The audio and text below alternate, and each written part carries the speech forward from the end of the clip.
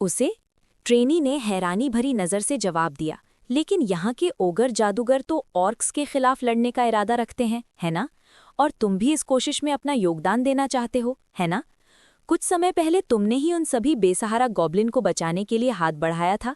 मुझे लगा था कि तुम हमारे और ट्रियंस के प्रति भी वैसी ही दया दिखाओगे। वो फिर मुस्कुराई। मुझे नहीं पता था कि वो किन सोर्स से जानकारी ले रही थी, लेकिन ट्रेनी को इस जंगल में हुई घटनाओं के बारे में काफ़ी कुछ पता था। उसने इस दुनिया में मेरे अलग अलग कारनामों को देखकर शायद ये नतीजा निकाला होगा कि मैं एक तरह का सर्वशक्तिमान अच्छा इंसान हूँ। शायद ड्राइड्स की अकेली जिंदगी जीने की वजह से वे जिससे भी मिलती थीं उसके बारे में सबसे अच्छा ही सोचती थीं। क्या उसे कभी ये ख्याल आया कि हम, ठीक है, मैं उसे धोखा दे सकते हैं? मुस्कान की वजह से ये बताना मुश्किल था, लेकिन जब हमारी आंखें मिली तो मुझे अंदर से महसूस हुआ मेरे सामने ये कोई झूठी नहीं थी। मैंने अपनी गट फीलिंग पर भरोसा करने का फैसला किया। अगर उसकी कहानी सच थी तो हमारे सामने सच में एक ऑर्क लॉर्ड था, साथ ही उसके पीछे एक हाई लेवल का जादूगर भी छिपा हुआ था। मुझे अभी ठीक से नहीं पता था कि मैं इस काम में कैसे योगदान दे सकता हूँ, लेकिन अगर उसे मुझ पर भरोसा था तो मुझे भी उसका एहसान चुकाना चाहिए। मैंने गहरी सांस ली, लेकिन इससे पहले कि मैं कुछ बोल पाता, बेशक हमारे लीडर सर रिमुरु के लिए ऑर्क लॉर्ड एक गुजरते हुए कॉकरोच से ज्यादा खतरा नहीं है। शियोन ने मेरी बात छीन ली। उसके चेहरे पर पक्के इरादे का बोल्ड भाव था।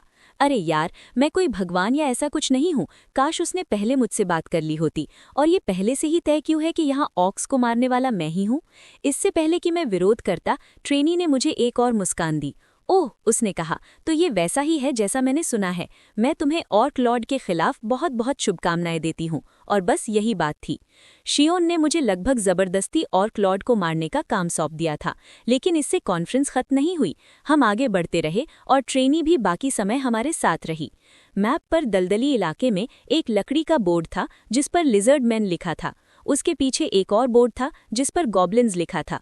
उसके सामने वो जगह थी जहां ऑर्क की दो अलग अलग टुकड़ियां एक दूसरे से मिलने वाली थीं। मैप पर ये सब इस तरह से दिखाने से ऑर्क सेना का विशाल आकार हमारे दिमाग में साफ हो गया, लेकिन मेरी नजरें कहीं और थीं। तुम्हें पता है, मैंने कहा, अगर पहले वाला वो बेवकूफ़ अभी लिजर्ड मैन हेडक्वार्टर पर हमला करने का फैसला करता है तो वो इसे बहुत जल्दी कब्जा कर लेगा, है ना? हाँ बिल्कुल, गैबिल, तथाकथित लिजर्ड मैन दूत। अगर वो लिजर्ड मैन के घर पर हमला करने का फैसला करता जबकि उनकी मुख्य सेना ऑक्स से लड़ने में व्यस्त थी तो उसे बहुत कम विरोध का सामना करना पड़ता। गुफाएं पलक झपकने में ही उसकी हो जाती। और गॉब्लिन सेना पहले से ही इसके लिए एकदम सही जगह पर थी। क्या तुम्हें यकीन है कि ये सही जगह है, सोई? हाँ सर, सोई ने कहा। गॉब्लिन पहाड़ की तलहटी में मैदानों में डेरा डाले हुए हैं। अगर वे वहां से अपनी सेना तैनात करते हैं तो वो ठीक उसी जगह पर करेंगे जो बताई गई है। मैंने उसकी बात पर भरोसा किया। लेकिन वे दूसरे लिजर्ड मैन के साथ शामिल होने के बजाय वहां क्यों बैठे थे? यही बात थी। लेकिन मुझे खुद को याद दिलाना पड़ा कि मैं भी कुछ बहुत बड़ी धारणाएं बना रहा था। गैबिल के पास अपने साथी लिजर्ड मैन पर हमला करने का कोई कारण नहीं था। जिस अजीब तरीके से उसने अपनी सेना को तैनात किया था उससे मुझे थोड़ा शक हुआ, लेकिन इस पर ज्यादा सोचने का कोई कारण नहीं था। मैंने सोचा, अरे शायद मैं ज्यादा सोच रहा हूँ, मैं इस मामले में थोड़ा नौसिखिया हूँ, इसलिए। नहीं, हाकुरो ने बीच में टोका, आंखें चमक रही थीं। मुझे लगता है कि तुम्हारी बात सही हो सकती है। अगर मुख्य लिजर्डमैन सेना उनके ठीक सामने तैनात है तो पीछे से हमला करने की कोशिश करना सबसे आसान होगा। लेकिन ऑक्स के पास साफ तौर पर उनके पीछे से घेरने की कोशिश करने का समय नहीं है। और अगर वे ऐसी बेवकूफ़ी करते भी हैं तो जब उनकी लाइनें पतली होंगी तो उन पर दोनों तरफ से आसानी से हमला किया जा सकता है और उन्हें भगाया जा सकता है। यहाँ सेना रखने का कोई कारण नहीं है। लेकिन इससे फायदा क्या होगा? बेनीमारो ने जवाब दिया, भले ही गॉब्लिन लिजर्ड मैन को हरा दे, उनके लिए ऑक्स के हमले से मौत ही इंतजार कर रही होगी शायद। लेकिन गैबिल खुद को एक लीडर की तरह दिखाता था। हो सकता है वो खुद के लिए मुखिया का पद हथियाना चाहता हो, ये मुमकिन है। और सच में मुझे उसके यहाँ अपनी सेना तैनात करने का कोई और कारण नहीं दिखता। गैबिल निश्चित रूप से आत्मविश्वासी था, बड़े सपने देख रहा था। लेकिन क्या वो सच में इतना बेशरम था? अगर तुम्हें ऐसा लगता है, अगर तुम्हें लगता है कि ये मुमकिन है, तो यही वजह है कि हम उसके साथ टीम नहीं बना सकते। किसी ने कोई असहमति नहीं दिखाई। क्या तुम्हें लगता है कि गैबिल अपने ही लोगों के खिलाफ विद्रोह कर रहा है? ट्रेनी ने पूछा। हाँ, जिस तरह से ये नक्शा दिखा रहा है ये मुमकिन लगता है। उसने हमें अपनी सेना में शामिल होने का ऑफर दिया था, लेकिन मुझे नहीं लगता कि अब ये इतना अच्छा विचार है। मैं समझ गई, शायद कोई उसे ऐसा करने के लिए मजबूर कर रहा है। मैं जांच करूंगी। मैंने इस इशारे की तारीफ की, लेकिन अगर वो हमारे लिए गैबिल को कवर कर रही थी तो हम बाकी लोगों को अब क्या करना चाहिए? मैं लिजर्ड मैन के साथ गठबंधन करना चाहूंगा, हाकुरो ने कहा। अकेले हमारी संख्या बहुत कम है। मैं उन्हें अकेला और बिना किसी सुरक्षा के नहीं छोड़ना चाहूंगा। टेबल के चारों ओर सबने सिर हिलाया। किसी को इस बारे में कोई चिंता नहीं थी। लेकिन चाहे हमारा गठबंधन हो या ना हो, हम कभी भी ऑर्क्स से ज्यादा नहीं हो पाएंगे। क्या तुम्हें यकीन है कि वे इस प्रस्ताव को अपमान की तरह नहीं लेंगे? हॉबगॉब्लिन को ये एक समस्या लगी। ओगर जादूगरों ने उन्हें हंसकर टाल दिया। सर रिमुरु, आप बहुत ज्यादा चिंता करते हैं। हम में से हर एक पूरी सेना जितना शक्तिशाली है। मुझे बहुत कम उम्मीद है कि वे हम जैसे लोगों को कम समझेंगे। मुझे लगा कि वो खुद को बहुत ज्यादा श्रेय दे रहा था। ये सच में कुछ ऐसा था जो गैबिल कहता, लेकिन जाहिर है उसका मतलब यही था। मैं जाकर उनसे खुद बातचीत करूंगा, सोई ने कहा। क्या ये ठीक रहेगा अगर मैं आपकी तरफ से छिपकली आदमी के सरदार से बात करूं, सर रिमुरु? जब वो मेरे जवाब का इंतजार कर रहा था तो मैंने उसे देखा। वो निश्चित रूप से आत्मविश्वासी लग रहा था। मुझे यकीन नहीं था कि ये आत्मविश्वास कहाँ से आया था, लेकिन वो भरोसे के लायक लग रहा था। नक्शे ने अभी अभी हमें बताया था कि जल्द ही ऑर्क्स और छिपकली आदमियों के बीच टकराव होने वाला है।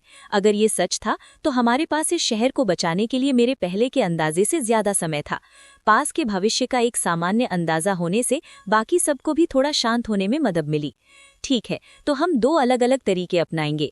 मैं छिपकली आदमियों के पास एक एडवांस फोर्स लेकर जाऊंगा और हम मिलकर ऑक्स को मारेंगे।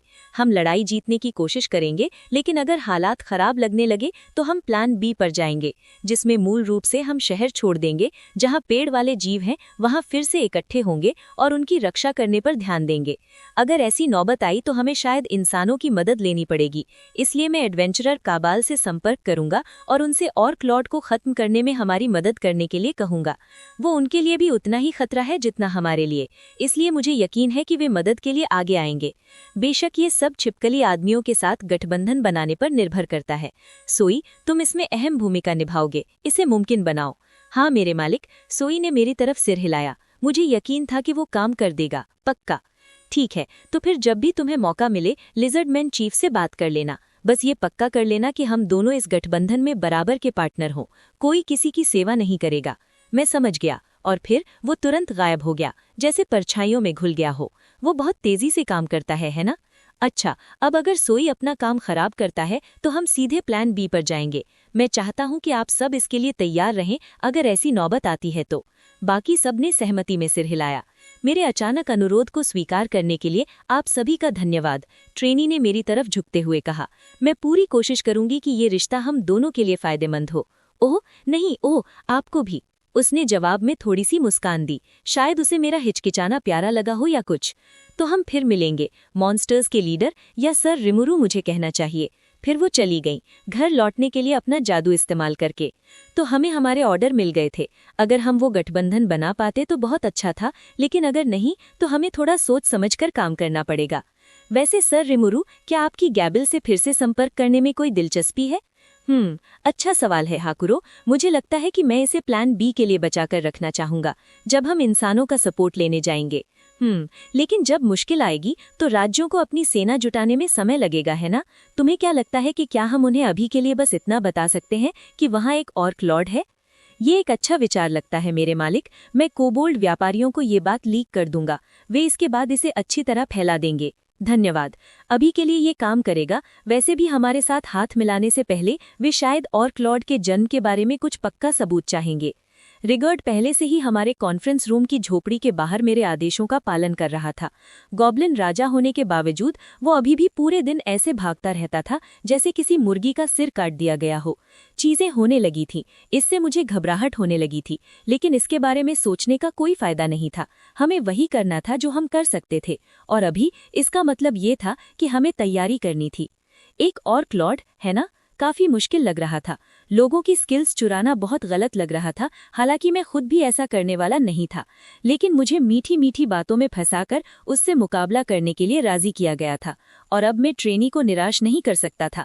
मुझे अपने मौकों के बारे में बिल्कुल भी यकीन नहीं था, लेकिन मैंने समझौता कर लिया था और मैं अपनी पूरी ताकत से उस पर हमला करूंगा। अगर मैंने ये गड़बड़ कर दी तो मेरे पास शीजू से किया वादा पूरा करने का कोई मौका नहीं था। मुझे भविष्य के बारे में सोचना था, भले ही ये सोच मुझे थोड़ा उदास कर दे। ऑर्क सेना जंगल में तूफान की तरह आगे बढ़ी, उनके पैर जमीन पर पड़ रहे थे। रास्ते में पूरे पेड़ गिरते जा रहे थे। उन्हें खत्म करो, उन्हें खत्म करो, उन्हें खत्म करो, उन्हें खत्म करो। ऑक्स का यही जोरदार नारा था जब वे आगे बढ़ रहे थे। उनकी पीली आंखें गुस्से से चमक रही थीं। वे सामान्य तरीके से सोचने में सक्षम नहीं थे। उनकी नज़र में जो कुछ भी हिलता था वो शिकार था। वे हमेशा भूखे रहते थे और उनकी पूरी चेतना अपने खाली पेट भरने में लगी रहती थी। धड़ाम! एक और ढेर हो गया। उसके आसपास वाले बहुत खुश थे, अब उनके पास शिकार था। एक समय पर वे दोस्त रहे होंगे, लेकिन अब वो बस खाने लायक मांस का एक टुकड़ा था। ऐसा लग रहा था कि वो अभी भी सांस ले रहा है, लेकिन दूसरों के लिए इसका मतलब बस इतना था कि उसका मांस ताज़ा था। जो लोग उसके साथ मार्च कर रहे थे, उनमें से जो भाग्यशाली थे, उन्होंने तुरंत शरीर के टुकड़े करना शुरू कर दिया।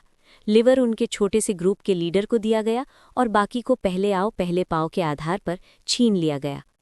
कटक, चीर, धप। हवा जल्द ही मांस और हड्डियों के फटने की घिनौनी आवाज़ों से भर गई। वे हमेशा भूखे रहते थे, और वे जितने ज्यादा भूखे रहते थे, लड़ाई में उतने ही ज्यादा शक्तिशाली हो जाते थे। ठीक यही रेवेनस नाम की अनोखी स्किल का छिपा हुआ फायदा था। जितने ज्यादा ओर्क्स गिरते और खाए जाते, उतनी ही ज्यादा बचे हुए लोग भूखे होते, उतनी ही ज्यादा पूरी सेना मजबूत होती। उनकी संख्या 2 लाख थी। ओर्क लॉर्ड के शासन में भूखे गुलामों का एक शहर। उनके लिए कोई मुक्ति नहीं थी, क्योंकि वे अपना पेट भरने के लिए जोर शोर से काम कर रहे थे।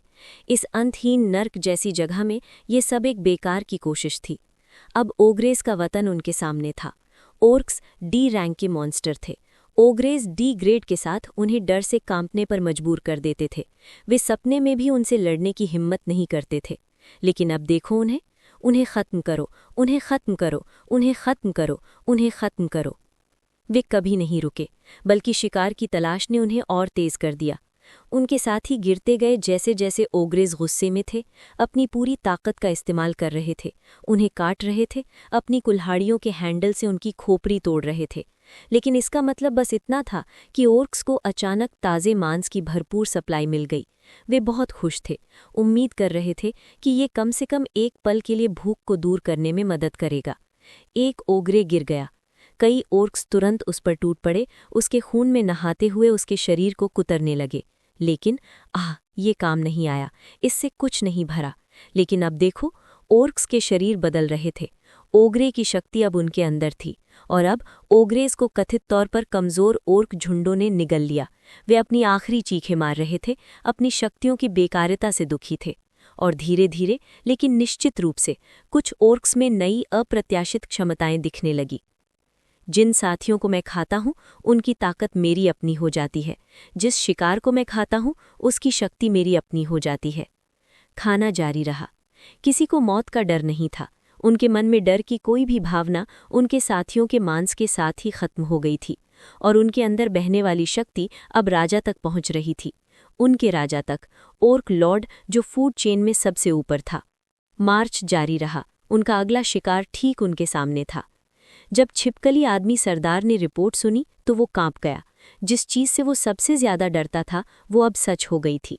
संदेशवाहक के अनुसार शक्तिशाली ओग्रे जाति का गढ़ दिन खत्म होने से पहले ही नष्ट हो गया था, जैसे कि ओर्क झुंड ने उसे पूरा निगल लिया हो। अब इसमें कोई शक नहीं था, ओर्क लॉर्ड यहाँ था।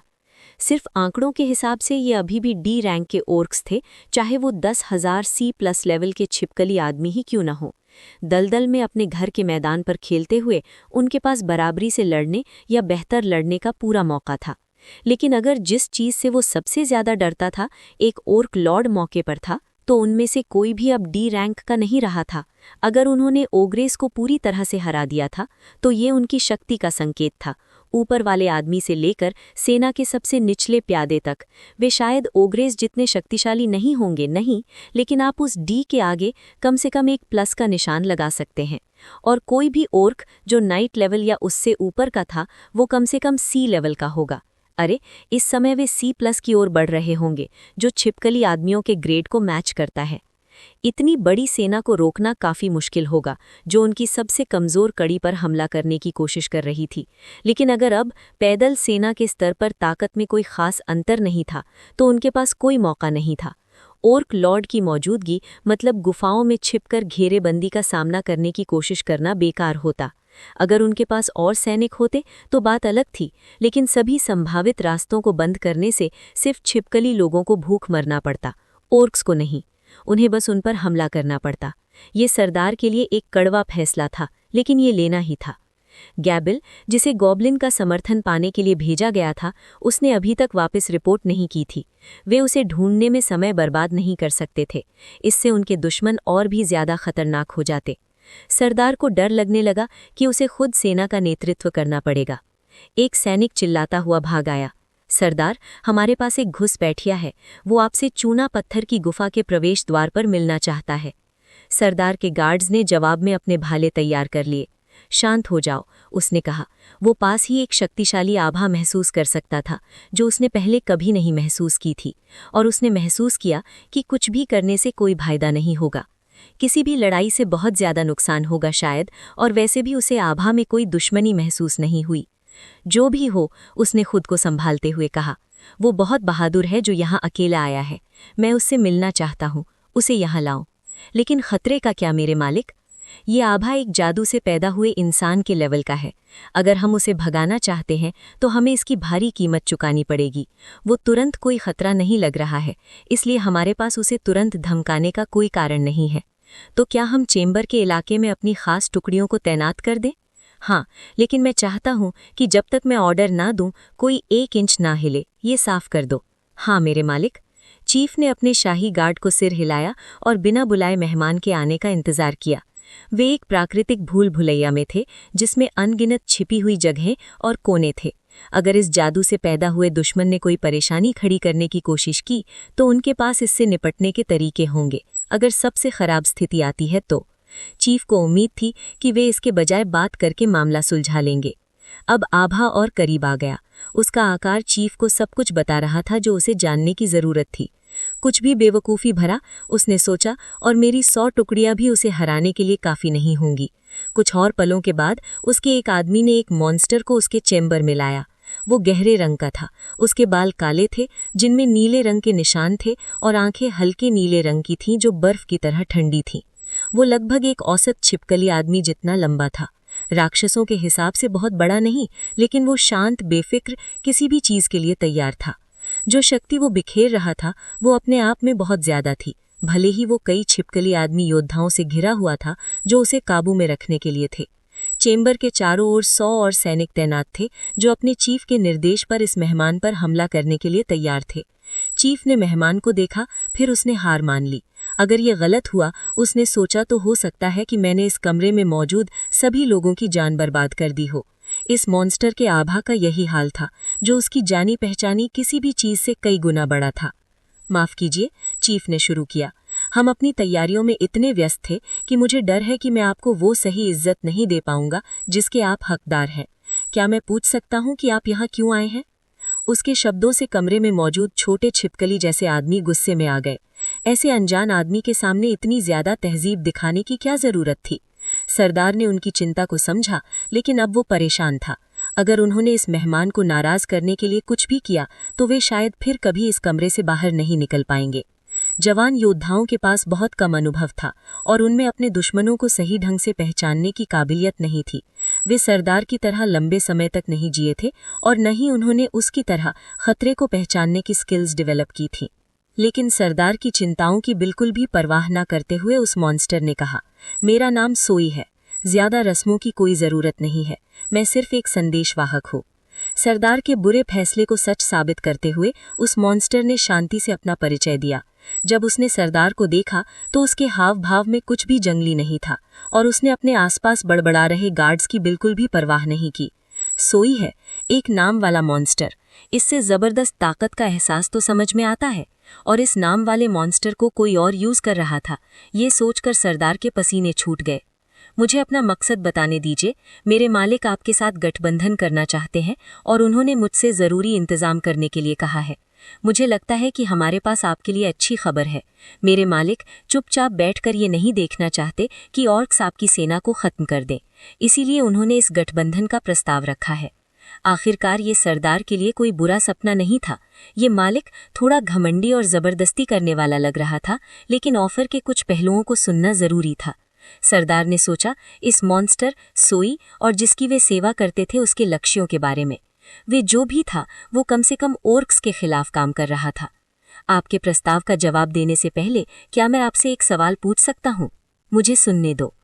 जवाब आसान था, लेकिन इससे सरदार को यकीन हो गया कि दूसरा पक्ष बातचीत करने को तैयार है। ये एक राहत की बात थी। ठीक है, तो अगर आप गठबंधन चाहते हैं तो क्या ये मान लेना सही होगा कि जब हम ओर्क्स का सामना करेंगे तो आपका मालिक हमारे साथ काम करने को तैयार है? हाँ, बिल्कुल। जैसा कि मैंने आपसे कहा, वो आपको खत्म होते हुए नहीं देखना चाहता। अगर हो सके तो वो आपके साथ लड़ना चाहता है। तो मुझे एक और सवाल पूछने दीजिए।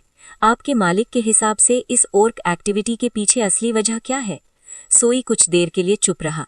उसके चेहरे पर एक बहादुर मुस्कुराहट आ गई। क्या आप पूछ रहे हैं कि हम किसी ओर्क लॉर्ड से निपट रहे हैं? तो मैं आपको एक जानकारी देता हूँ जिसकी मैं गारंटी देता हूँ कि वो सच है।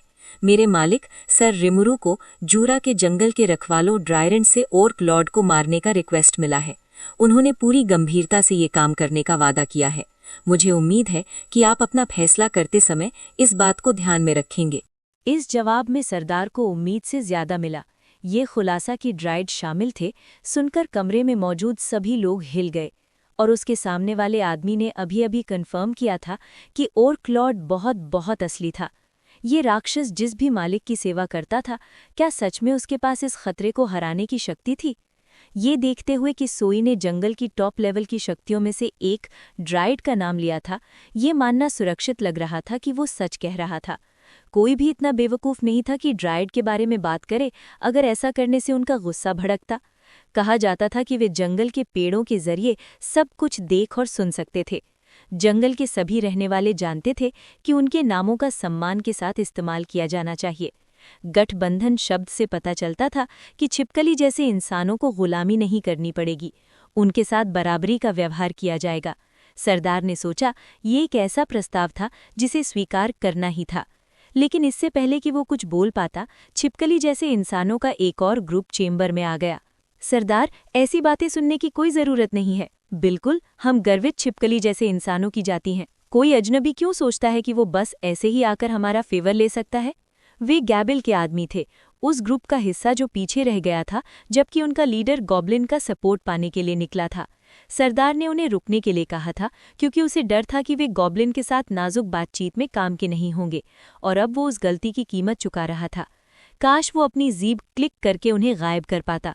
निश्चित रूप से ये कहना मुश्किल था कि ये मालिक और उसके लोग कितने शक्तिशाली थे, लेकिन सिर्फ अपने सरदार के अधिकार पर उन्हें सीधे सीधे खारिज कर देना, ये मेहमान बहुत कुछ मांग रहा था, ये सच था। लेकिन वो एक मैसेंजर था और इन आम छिपकली जैसे इंसानों को उसके साथ कचरे जैसा व्यवहार करने का कोई हक नहीं था। इसके अलावा मेहमान की मांगे अपने आप में कोई समस्या नहीं थी। दूत एक ऐसे शक्तिशाली राक्षस का प्रतिनिधित्व करता था जिस पर ड्राइड भी भरोसा कर सकते थे। लेवल के मामले में वो छिपकली जैसे इंसानों के बराबर या उनसे ऊपर होना चाहिए था, और राक्षसों की दुनिया में ये सब सबसे योग्य के जीवित रहने के बारे में था। यहाँ एक उच्च स्तरीय शक्ति उनकी मदद मांग रही थी। किसी भी तरह की बदतमीजी को जल्दी माफ किया जा सकता था। इस दूत के पास भी बहुत ज्यादा ताकत थी। वो पूरी तरह से जादू से पैदा हुआ था। अगर उससे पंगा लिया तो वो आसानी से उनका दुश्मन बन सकता था, और ओर्क की फौज के आने से पहले इस तरह के जादू से पैदा हुए इंसान से लड़ना बेवकूफ़ी की हद होगी। सरदार ने सोई को देखा, उसकी भावनाओं को समझने की कोशिश करते हुए। दूत की नज़रें अभी भी छिपकली जैसे इंसान के नेता पर टिकी हुई थी। उफ, ये राहत की बात थी। वो किसी बेवकूफ़ दर्शक को इस मौके को बर्बाद नहीं करने दे सकता था। चुप रहो, उसने चिल्लाकर कहा, अपनी आंखों से अपने गार्ड्स को इशारा करते हुए कमरे को शांत कराया। मैं तय करूंगा कि हम क्या करेंगे। तुम्हें दखल देने का कोई हक नहीं है। उन्हें जेल में ले जाओ। वहां एक रात बिताने से उन्हें अपनी गलती का एहसास हो जाएगा। दोनों गलती करने वालों को जल्दी से दूर ले जाया गया। वे चिल्ला रहे थे, सरदार प्लीज फिर से सोचिए, और सर गैबिल ऐसा कभी नहीं होने देंगे। लेकिन अब उनसे कोई फर्क नहीं पड़ता था।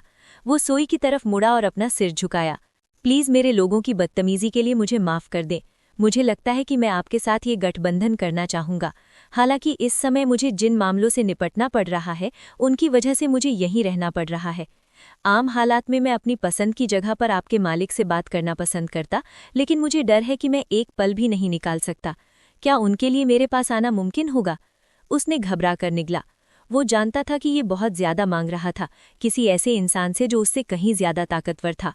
वो जानता था कि इससे दूत आसानी से गुस्सा हो सकता था, लेकिन सोई ने बिल्कुल भी चिंता नहीं दिखाई। मैं आपकी माफ़ी स्वीकार करता हूँ। मुझे यकीन है कि मेरे मालिक आपका जवाब सुनकर बहुत खुश होंगे और मैं आपके साथ मिलकर काम करने के लिए उत्सुक हूँ। उस स्थिति में मैं अपनी सेना को यहाँ लाने के लिए ज़रूरी इंतज़ाम करूँगा। मुझे लगता है कि तब आपको सर रिमूरू से खुद मिलने का मौका मिलेगा।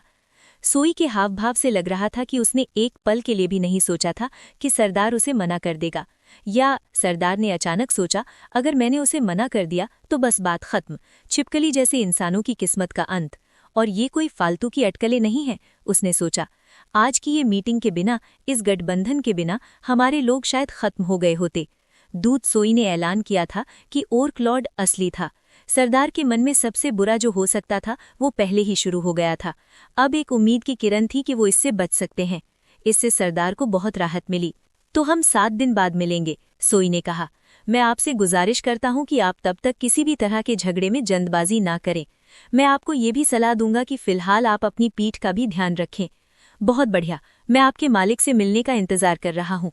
राक्षस ने सरदार को सिर हिलाया, फिर बिना किसी आवाज के उस जगह से गायब हो गया, जैसे कि वो परछाइयों में घुल गया हो। 7 दिन, ये काफी होगा, उसने सोचा। ओर्क्स को और मजबूत होने से रोकने के लिए अपनी गुफाओं में छिप जाओ और उनका इंतजार करो। मदद। उसे नहीं पता था कि उसका नया दोस्त कितने लोग लाएगा, लेकिन सोई जैसा ताकतवर आदमी अकेला बहुत बड़ी मदद होगा। अगर उसका तथाकथित मालिक खुद ओर्क लॉर्ड से लड़ रहा था तो छिपकली जैसे इंसानों को उसे पूरा सपोर्ट देना चाहिए था। ये एक अनिश्चित इंतजार करने वाली अप्रोच थी, लेकिन ये निश्चित रूप से अपनी जान जोखिम में डालने से बेहतर था। अब कम से कम सरदार को पता था कि क्या करना है। घेराबंदी के लिए तैयार हो जाओ आदमियों। हमें अपनी लड़ने की ताकत तब तक बचाकर रखनी होगी जब तक मदद नहीं आ जाती। हाँ मेरे मालिक। और इस तरह छिपकली जैसे इंसान अपनी नेचुरल भूल भुलैया में छिप गए, आने वाले टकराव के लिए चुपचाप इंतजार करते रहे। गैबिल ने अपनी आंखें खोली। उसे याद करने में थोड़ा समय लगा कि क्या हुआ था।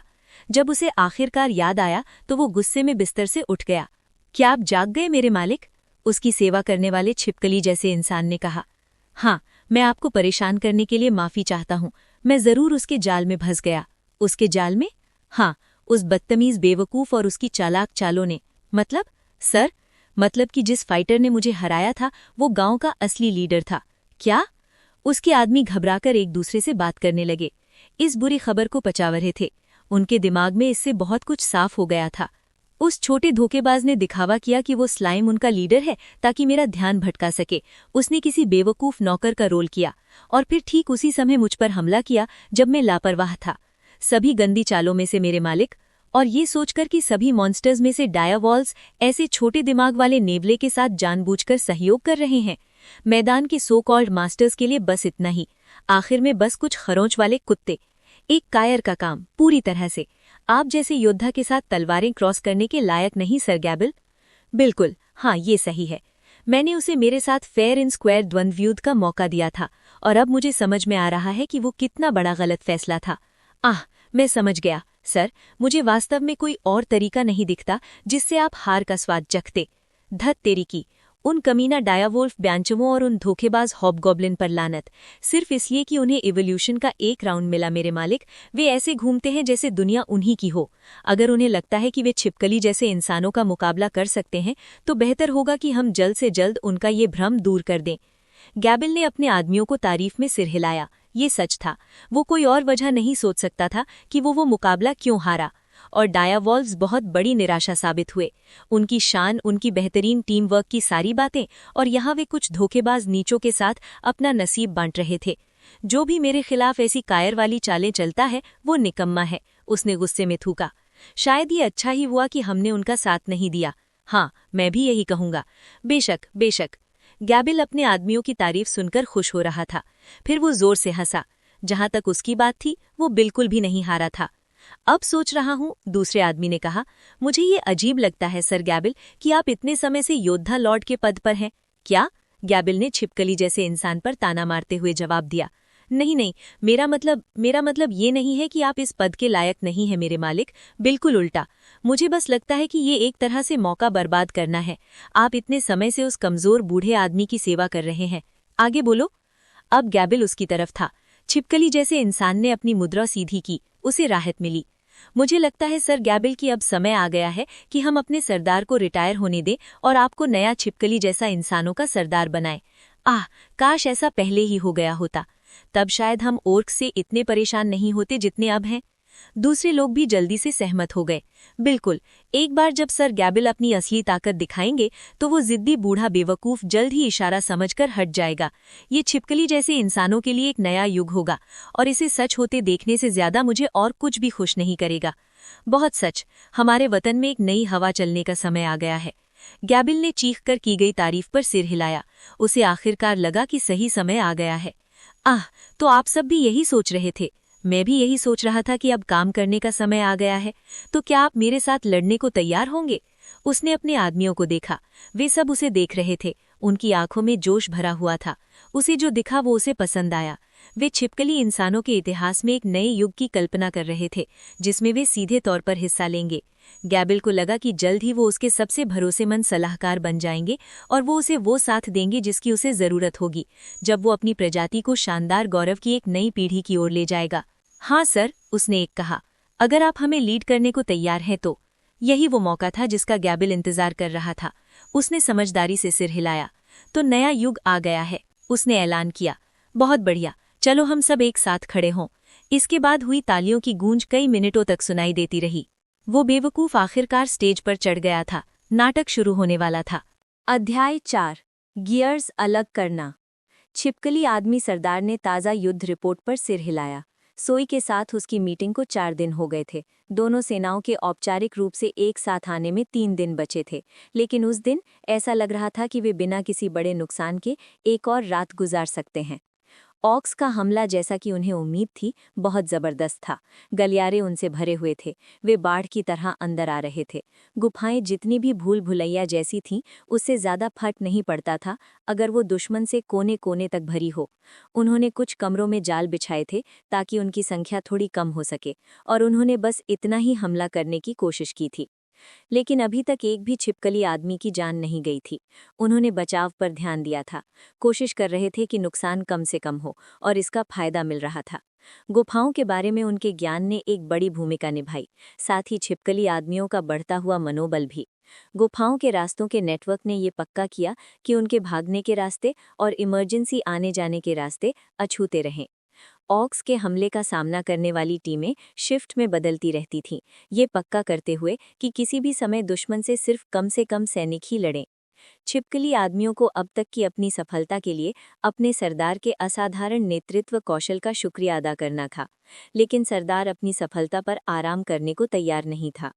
वो जानता था कि चीजें अभी भी मुख्य रूप से आने वाली मदद के वादे के कारण ही कंट्रोल में थीं। जिन योद्धाओं ने असल में ऑर्क से लड़ाई की थी, उन्होंने बताया कि उनके दुश्मनों ने कितनी जबरदस्त ताकत दिखाई थी, जो किसी भी ऑर्क की क्षमता से कहीं ज्यादा थी।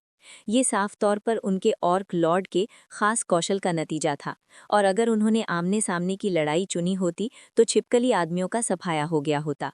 उन्होंने किसी को नहीं खोया था, लेकिन सिर्फ इसीलिए क्योंकि उन्होंने पूरी तरह से बचाव पर ध्यान दिया था। छिपकली आदमियों की एलीट टुकड़ियों ने अभी तक अपने बचाव नेटवर्क में सेंध नहीं लगने दी थी, लेकिन जिस भारी संख्या का वे सामना कर रहे थे, वे एक पल के लिए भी अपनी चौकसी कम नहीं कर सकते थे। उन्हें किसी भी कीमत पर अपने दुश्मनों को और ज्यादा ताकतवर बनने से रोकना था। अभी के लिए छिपकली आदमियों में से हर किसी को ये मानना पड़ा कि सरदार सही था। उसने सख्त आदेश दे रखे थे, अगर कोई भी लड़ाका घायल होता है तो उसे तुरंत अगली पंक्ति में बदल दिया जाएगा। लड़ाई में मरने वाले किसी भी व्यक्ति को ऑक्स खा जाते और इससे वे और मजबूत हो जाते। हर किसी को समझ आ गया था कि उन्हें सावधान और पूरी तरह से तैयार रहना होगा और रक्षा पंक्तियों को हर कीमत पर बचाना होगा। और ये सिर्फ 3 और दिनों की बात थी। 3 और दिन जब तक मदद नहीं आ जाती और वे जवाबी हमला कर सकते थे। फिर वे गुफाओं का फायदा उठाकर पलटवार कर सकते थे, या कम से कम रक्षा के बजाय हमले में ज्यादा आदमी लगा सकते थे। धीरे धीरे उन सभी को विश्वास था कि इससे पासा पलट जाएगा और ये अंतहीन लगने वाला गतिरोध खत्म हो जाएगा। ये मुखिया के लिए कल्पना करने का एक आशाजनक नज़ारा था, जिससे उसे थोड़ी राहत मिली। और उसी पल एक सहायक ने उसे बताया कि गैबिल वापस आ गया है। गैबिल गुस्से से आग बबूला था। ये क्या है? उसने मुखिया की ओर तेजी से जाते हुए सोचा। गर्व करने वाले छिपकली जैसे लोग कायरों की तरह अपने बिलों में छिपे हुए सुअरों से छिप रहे हैं। वेल, अब कोई चिंता नहीं, मैं वापस आ गया हूं और अब हम सच्चे छिपकली जैसे लोगों के गर्व से लड़ सकते हैं। तुम्हें फिर से देखकर मुझे खुशी है गैबिल। क्या तुम गॉब्लिन का भरोसा जीत पाए? हाँ मेरे मालिक, उनकी संख्या लगभग 7,000 है, लेकिन मुझे उनका समर्थन प्राप्त है और वे हमारे आदेशों का इंतजार कर रहे हैं। मैं समझ गया, उम्मीद है कि वे हमारे काम आएंगे। तो क्या हम लड़ाई के लिए निकल रहे हैं? गैबिल ने पूछा। उसका लहजा पहले से ही टकराव वाला था। वो वापस आ गया था और उसे सुअरों को पहल करने देने में कोई दिलचस्पी नहीं थी। उसे यकीन था कि मुखिया, उसके पिता, सांस रोककर उसके आने का इंतजार कर रहे थे। लेकिन उसे जो जवाब मिला वो उसकी उम्मीद से बिल्कुल अलग था। हैं? नहीं, अभी नहीं। जब तुम दूर थे तो हमें एक गठबंधन बनाने का अनुरोध मिला। उनकी सेनाएं अब से 3 दिन बाद यहाँ पहुँचने वाली हैं। मेरा इरादा उनका इंतजार करना, औपचारिक रूप से इस गठबंधन पर सहमत होना और फिर उस समय रणनीति पर चर्चा करना है। उसके बाद हम पूरी तरह से हमला करेंगे। ये खबर गैबिल के लिए पूरी तरह से चौंकाने वाली थी। उसे ये बिल्कुल भी पसंद नहीं आया। क्या? हमारा मुखिया मेरा बिल्कुल भी इंतजार नहीं कर रहा था? पता नहीं कहां से आने वाली इन रहस्यमयी मदद पर भरोसा करना सिर्फ सुअरों के एक मूर्ख छोटे झुंड को हराने के लिए, ये गैबिल को मंजूर नहीं था। मेरे चीफ, अगर मैं आगे बढ़ूं तो सुअर पलक झपकते ही खत्म हो जाएंगे। प्लीज मुझे उन्हें खत्म करने का ऑर्डर दीजिए। नहीं, ठंडा जवाब आया। हम आज से 3 दिन बाद शुरू करेंगे। आज तुम आराम करो, तुम जरूर थक गए होगे। चीफ को इस आइडिया में बिल्कुल भी दिलचस्पी नहीं थी। गैबिल गुस्से से उबल रहा था। इन मदद के इंतजार में मुझे नजरअंदाज कर रहे हैं, माफ नहीं किया जा सकता। चीफ, पिताजी, आपको खुद को संभालना होगा। मुझे डर है कि आपकी बढ़ती उम्र की वजह से आप सच्चाई नहीं देख पा रहे हैं। क्या? इसका क्या मतलब है सर गैबिल? चीफ के गार्ड के हेड ने पूछा, जबकि चीफ खुद अपने बेटे को शक की नजर से देख रहा था। गैबिल ने दोनों को देखा। उसकी नजर में दया थी। अब वो अजीब से शांत महसूस कर रहा था। इस समय तक वो अपने पिता, जो लीडर थे, के साथ धीरज रखता था। उनके बारे में बहुत सी बातें थीं जिनका वो अभी भी सम्मान करता था, यहाँ तक कि उसे भी उनके जन्मजात नेतृत्व कौशल को स्वीकार करना पड़ा। वो निश्चित रूप से अपने पिता, जो सभी छिपकली पुरुषों के लीडर थे, से नफरत नहीं करता था। अगर कुछ था तो वो अपने सरदार की प्रशंसा पाने की इच्छा थी, जो उसे हर दिन प्रेरित करती थी। उसे कोई रैंक न देना गैबिल को खटक रहा था। उस स्थिति में उसने सोचा, मुझे उसके ऊपर खड़ा होना चाहिए और उसे मुझे पहचानने के लिए मजबूर करना चाहिए। ये कहने का सबसे अच्छा तरीका था, हालांकि गैबिल के गर्व ने उसके लिए इसे स्वीकार करना मुश्किल बना दिया था। अंदर ही अंदर उसने सिर हिलाया, फिर अपने आदमियों को इशारा किया। पिताजी, उसने पूरे कमरे में चिल्लाकर कहा, आपका युग समाप्त हो गया है। आज से मैं छिपकली पुरुषों के नए सरदार के रूप में सेवा करूंगा। इस घोषणा के साथ गॉब्लिन की एक बटालियन कमरे में घुस आई। पत्थर की नोक वाले भाले सरदार और उसके गार्ड की ओर ताने हुए थे। गैबिल के अपने एलीट गार्ड उसके साथ खड़े थे, ये पक्का करते हुए कि बाहर के गलियारे से कोई अवांछित प्रतिरोध न हो। पिताजी, आपने हमारे लिए जो कुछ भी किया है, मैं आपका धन्यवाद करता हूँ। अब मैं चाहता हूँ कि आप बाकी सब मुझ पे छोड़ दें और रिटायरमेंट में जीवन का आनंद लें। एक और आदेश के साथ गैबिल की टीम ने सरदार और उसके गार्ड को निहत्था कर दिया। मुझे जवाब दो गैबिल, इन सब का क्या मतलब है? शायद पिताजी, ऑर्क से लड़ने के लिए हमारी भूल भुलैया जैसी गलियों का इस्तेमाल करना एक अच्छा आइडिया था, लेकिन ये हमारे लड़ाकों को पूरी संरचना में बहुत कम फैला देता है। हमारे पास कोई उपयोगी जवाबी हमला करने का कोई तरीका नहीं है और ये हमें जल्द या बाद में थकावट की ओर ले जाता है। बकवास मत करो। मैंने तुमसे कहा 3 दिन बाद जब हम बात करेंगे तो हम वापस उसी पर आ जाएंगे। बहुत कम, बहुत देर हो गई। हम छिपकली जैसे इंसान हैं, हम मजबूत हैं और हमारी ये ताकत हमारी मातृभूमि दलदल में होती है। ये इन मिट्टीदार बाढ़ वाले इलाकों में है जहां हम सबसे तेजी से चल सकते हैं और हमारा दुश्मन सबसे धीमा होता है। ये हमारा सबसे बड़ा प्राकृतिक हथियार है। और दलदल का कौन सा शासक अंधेरे में छिपकर अपनी समस्याओं के दूर होने का इंतजार करता है? उसने मुखिया का हथियार हाथ में लिया, एक भाला जो छिपकली जैसे इंसानों के नेता का प्रतीक था। ये एक वर्टेक्स भाला था, एक मैजिकल हथियार जिसे केवल सबसे मजबूत आदिवासी योद्धा ही चला सकते थे, और जहां तक गैबिल की बात थी, वो इसे पकड़ने के लिए ही पैदा हुआ था। अब वो इसके अंदर की शक्ति महसूस कर सकता था। ये इस बात का पक्का संकेत था कि भाले ने अपने नए मालिक को हमेशा के लिए स्वीकार कर लिया है। मुखिया और उसके गार्ड को नीचे देखते हुए उसने अपना नया हथियार हवा में ऊपर उठाया ताकि वे उसे देख सकें। भाले ने मुझे स्वीकार कर लिया है। छिपकली जैसे इंसानों को किसी गठबंधन की जरूरत नहीं है। मुझे ये साबित करने दो। रुको गैबिल, मैं तुम्हें ऐसा करने की अनुमति नहीं दे सकता। कम से कम तब तक इंतजार करो जब तक मदद न आ जाए। बाकी तुम मुझ पे छोड़ दो, उसने चिल्लाकर की गई विनती को नजरअंदाज करते हुए कहा। जब तक लड़ाई खत्म नहीं हो जाती तब तक तुम्हें थोड़ी दिक्कत हो सकती है, लेकिन मेरे लिए थोड़ा सब्र रखना। सर गैबिल, मेरे भाई, तुम्हारी हिम्मत कैसे हुई हमें धोखा देने की? क्या हम परिवार की चिंताओं को बाद के लिए बचा सकते हैं? मेरी बहन, मैं किसी को धोखा नहीं दे रहा हूँ। जैसा कि मैंने तुमसे कहा, मैं तुम्हें दिखाने जा रहा हूँ कि हम छिपकली जैसे इंसानों के लिए नया युग कैसा होगा। ये बकवास है, गैबिल की छोटी बहन ने जवाब दिया, जो चीफ के गार्ड की हेड थी। हर कोई जानता है कि तुम कितने काबिल योद्धा हो। अब इतने समय में से अभी क्यों? क्या तुम सच में हमारे लिए यही चाहते हो? क्या तुम्हें लगता है कि मैं मजाक कर रहा हूँ? मेरी नजरों से दूर हो जाओ, इसे यहाँ से ले जाओ। उसने अपनी बहन को चिल्लाते हुए सुना जब गॉब्लिन उसे कमरे से बाहर खींच रहे थे। अब उसे इससे कोई फर्क नहीं पड़ता था। उसका उसे या किसी और को मारने का कोई इरादा नहीं था, लेकिन वो नहीं चाहता था कि कोई उसके रास्ते में आए। वो उस दुश्मन को हरा देगा जिसे पुराने चीफ के लिए हराना नामुमकिन था। नतीजों से वो एक नया हीरो बन जाएगा, जो लिजर्डमैन समाज में अपनी जगह बनाने के लिए एकदम सही मौका था। फिर उसने सोचा, उसका दिल जोर जोर से धड़क रहा था। मेरे पिता ये मान लेंगे, वे मान लेंगे कि उन्हें हमेशा मुझ पर गर्व था। उसके आदमी पहले से ही चीफ का साथ देने वालों से निपट रहे थे, और बात पक्की करने के लिए गॉब्लिन भी थे। वैसे भी उन्हें इसकी उम्मीद नहीं थी, उनका ध्यान सामने वाले ऑक्स पर ज्यादा था। उन्हें कभी उम्मीद नहीं थी कि उनके साथी लिजर्डमैन उन्हें इमरजेंसी सुरंगों से हमला करेंगे। जल्द ही खबर आई कि सभी विरोधियों को दबा दिया गया है। गैबिल अपने पिता की कुर्सी पर बैठ गया, एकदम शांत और गंभीर। और फिर जैसे ही इसी सही समय का इंतजार कर रहा हो, तो वो कुर्सी तुम्हें कैसी लगी? आह सर लैपलास, आपकी कड़ी मेहनत के लिए धन्यवाद। ये मेरी उम्मीद से भी आसानी से हो गया। ओ बहुत बढ़िया, बहुत बढ़िया, सेवा करके खुशी हुई। वो एक नकाबपोश आदमी था जिसकी मुस्कान टेढ़ी मेढ़ी थी, जिससे ऐसा लगता था कि वो जिसे भी देखता था उस पर ताना मार रहा था। उसके कपड़े भी अजीब थे, जोकर जैसे, जिसमें कई रंग और पैटर्न थे।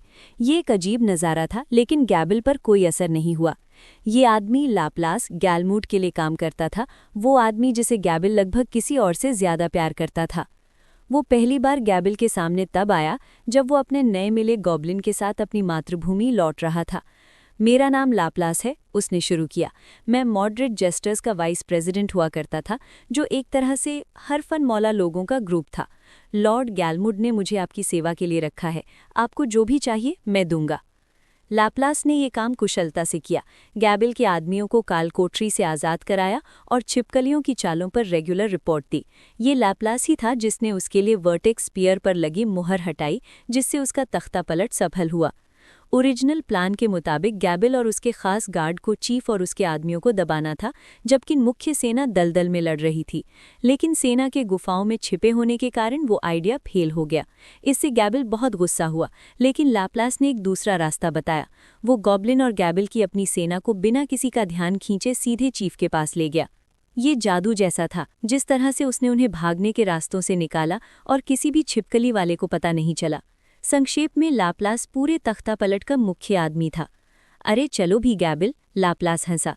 मैं सच में कोई खास नहीं हूँ, नहीं, लेकिन गैबिल के लिए वो खास था, ये आदमी जो गैलमुड के लिए काम करता था। हा, बहुत हो गई विनम्रता सर लाप्लास, गैबिल ने जवाब दिया। आखिरकार हम लॉर्ड गैलमुड की निगरानी में सहकर्मी हैं, चलो इसे एक उपयोगी रिश्ता बनाते हैं। सर गैबिल, सभी कबीलों के नेता हमारी गिरफ्त में हैं। ये वही खबर थी जिसका गैबिल इंतजार कर रहा था। अब आखिरकार सेना की हर शाखा उसके कंट्रोल में थी। अरे सॉरी, अगर मैं यहाँ रास्ते में आ रहा हूँ तो बेहतर होगा कि मैं अपने अगले काम पर जाऊँ। हाँ हाँ, आपको रोकने के लिए सॉरी सर लाप्लास। मुझे लगता है कि अब समय आ गया है कि मैं उन ऑर्क्स को सबक सिखाऊं और लॉर्ड गैलमूट को अपनी ताकत दिखाऊं, हमेशा के लिए। एक आखिरी ताना मारने वाली सलाम के साथ लाप्लास गुफा से गायब हो गया। तुम मेरे लिए काफ़ी मददगार थे लाप्लास। लॉर्ड गैलमूट के लिए इतनी सारे टैलेंटेड लोग काम करते हैं, तो बेहतर होगा कि मैं भी अपना वादा पूरा करूं। गैबल पूरे आत्मविश्वास के साथ खड़ा हो गया। ये हमला करने का समय था। इस समय वो हार के बारे में सोच भी नहीं सकता था और उसके पिता की सलाह उसके कानों तक नहीं पहुंची। उसके वफादार फॉलोअर्स अब उसके हर कदम पर खुश हो रहे थे, खासकर छोटे छिपकली आदमी जिन्होंने उसका सबसे जोशीला सपोर्ट बेस बनाया था। उसने हर कबीले के लीडर को अपने कमरे में बुलाया और उन्हें पूरी तरह से हमले के लिए तैयार रहने का आदेश दिया।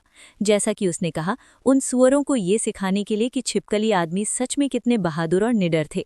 इस आदेश का हर कबीले ने तालियों से स्वागत किया, जो कई दिनों की घेराबंदी की लड़ाई से थक चुके थे। उनके पिछले चीफ का किला बचाने और हर कीमत पर नुकसान से बचने का आदेश। विडंबना ये थी कि गैबल के लिए अपनी शक्ति को मजबूत करना और भी आसान हो गया था। वो लोगों को वही दे रहा था जो वो चाहते थे और इससे चीजें उसके हिसाब से हो रही थी। जवाब से खुश होकर वो वापस बैठ गया। उसका समय आ गया था। इस समय वो आर्क्स को हराना सिर्फ एक छोटी सी बात थी।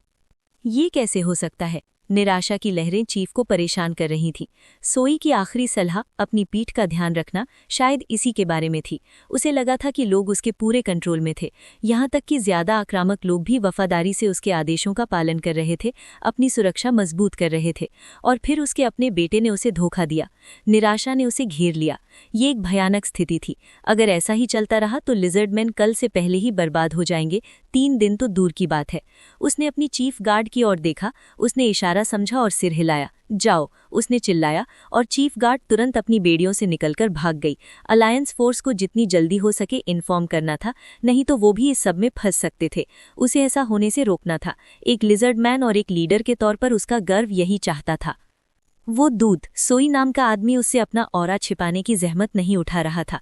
एक बार जब वे इस नेचुरल किले से बाहर निकल जाते तो शायद वे उसका पीछा करके वहां पहुंच जाते जहां वो अभी था। ये एक बहुत कम चांस था, लेकिन उसके पास अपने चीफ गार्ड को देने के लिए बस यही था। काल कोठरी की रखवाली कर रहे लिजर्डमैन ने उन दोनों को रोकने के लिए कदम उठाए थे, लेकिन शायद अपने पुराने लीडर के साथ दुर्व्यवहार करने के विचार से नापसंदगी के कारण वे ऐसा बहुत जोश से नहीं कर रहे थे। उसने जल्दी से इसका फायदा उठाकर भागने की कोशिश की। अभी के लिए चीफ को राहत महसूस हुई। उसे यहीं रहना होगा।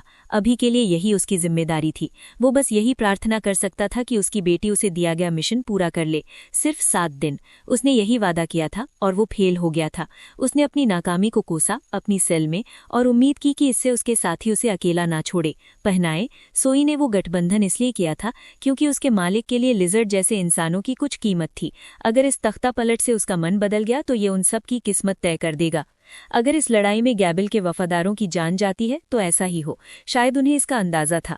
काश हम अपनी औरतों और बच्चों को सुरक्षित रख पाते। उन्होंने अभी तक औपचारिक रूप से गठबंधन लागू भी नहीं किया था।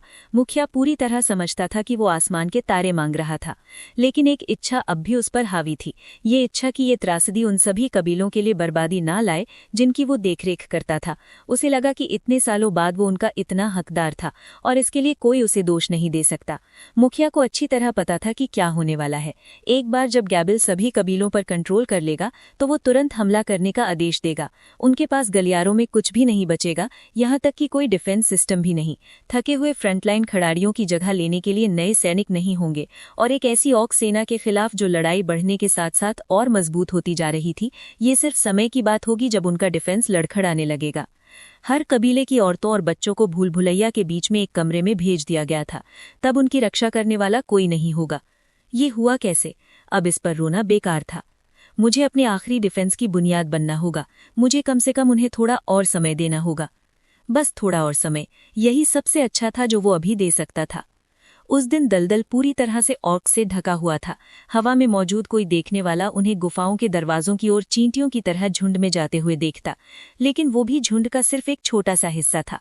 बहुत से लोग अभी भी जंगल में थे, दलदली इलाके की ओर बढ़ रहे थे और मुख्य सेना नदी के किनारे उत्तर की ओर मार्च कर रही थी।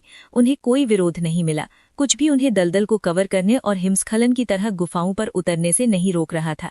लेकिन अब झुंड के एक छोटे से कोने में हलचल थी। दलदल में ऑर्क और लिजर्ड जैसे इंसान के बीच पहली झड़प।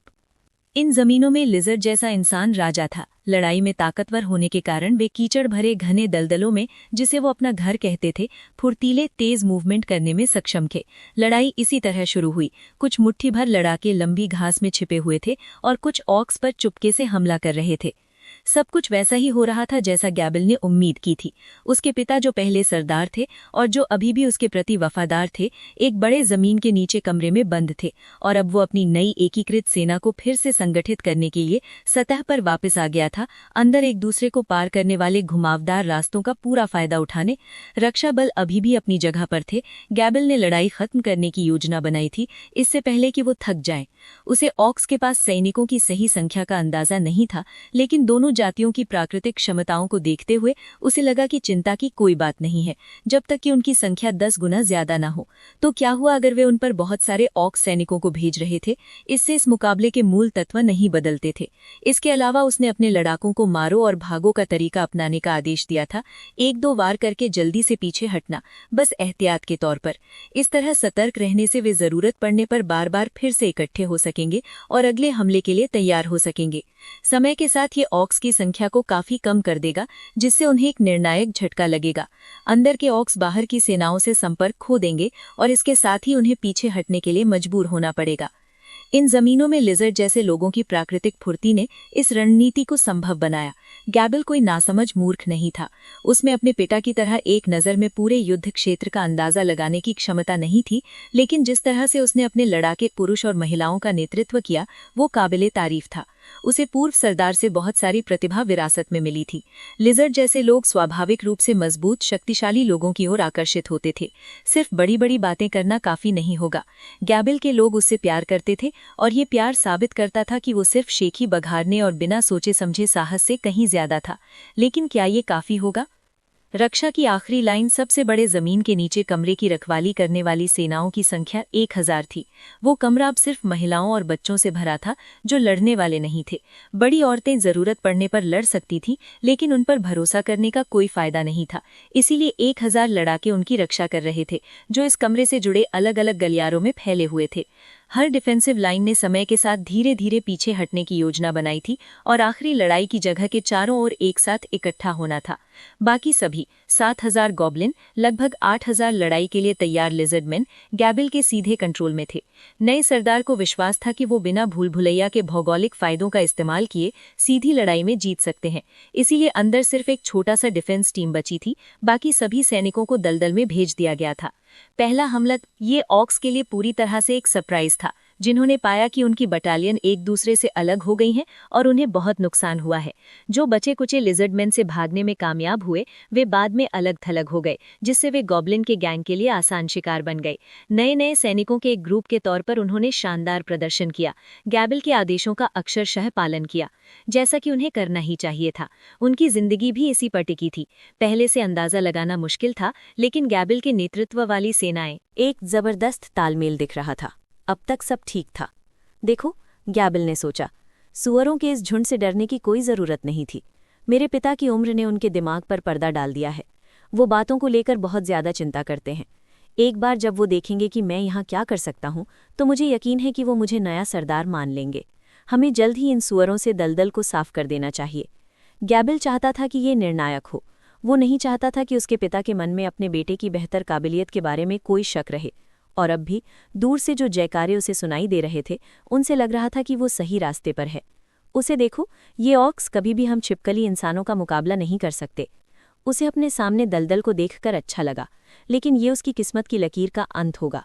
वो मरे हुए ऑक्स के ढेर और उनके दुश्मनों का मनोबल गिरने की उम्मीद कर रहा था। उसे नहीं पता था कि किस चीज़ ने ऑर्क सरदार को सच में एक डरावना दुश्मन बनाया था। उसके पिता को पता था, और अब राय का वो एक छोटा सा अंतर अपना असर दिखा रहा था। छप चर, छप चर। ऑर्क्स अपने साथियों की लाशों पर चारों पैरों पर चलकर आगे बढ़ रहे थे। कीचड़ वाली जमीन पर पकड़ बनाने की कोशिश कर रहे थे। जब एक ऑर्क करीब आया, तब सच्चाई साफ हुई। ये असल में एक दावत थी, मरे हुओं पर दावत, और ये किसी भी देखने वाले के रोंगटे खड़े करने के लिए काफी था। छिपकली इंसानों की तरफ के सबसे अनुभवी लड़ाकों को भी इसे देखकर पेट में अजीब सा महसूस हुआ। ऑर्क्स के चारों ओर एक अजीब सा माहौल बनने लगा। एक लड़ाका उस दृश्य को देखकर डर के मारे पीछे हट गया और उसका पैर फिसल गया। ऑर्क सैनिकों ने तुरंत उसके शरीर को पकड़ा, उसे कीचड़ में घसीटा और उसके सारे अंग फाड़ दिए। लड़ाई में पहला छिपकली इंसान हताहत हुआ और ये पूरी लड़ाई का टर्निंग पॉइंट था। नंगी लाशों को चबाने वाली ऑर्क पैदल सेना छिपकली आदमी की काबिलियत को खुद ऑर्क सरदार में ट्रांसफर कर रही थी। ये रेवेनस स्किल से बनाई गई कॉपी जैसा परफेक्ट डुप्लीकेट नहीं होगा, लेकिन इसका एक फ़ायदा था। ये जादू करने वाले को ना सिर्फ खाए गए शिकार की स्किल्स दे सकता था, बल्कि उनकी जन्मजात शारीरिक खूबियां भी दे सकता था। ऑर्क लॉर्ड शरीर से जो कुछ भी सोख पाता था, उसे वो वापस अपनी बाकी सेना को खिला सकता था। इसे फूड चेन के नाम से जाना जाता था। ये एक और क्षमता थी जो रेवेनस स्किल से अनलॉक हुई थी। इससे ऑर्क्स एक झुंड के रूप में और एक अकेली सचेत इकाई के रूप में काम कर पाते थे। रेवेनस उस तरह से काम नहीं करता था जैसे एक अच्छी तरह से प्रशिक्षित डायरवॉल्फ पैक करता है, लेकिन दुश्मन पर इसके असर उतने ही विनाशकारी हो सकते थे। ठीक इसी वजह से छिपकली आदमी का सरदार बाकी सब चीज़ों से ज्यादा लड़ाई में अपने किसी भी आदमी को खोने से डरता था। ऐसा करने का मतलब था अपनी प्रजाति की किसी भी जन्मजात खासियत को खो देना। भले ही ऑर्क्स दुश्मनों की स्किल्स को पूरी तरह से हासिल नहीं कर पाते, फिर भी वो छिपकली आदमियों की कुछ खासियतें हासिल कर सकते थे और ये तुरंत झुंड के हर सदस्य को मिल जाती।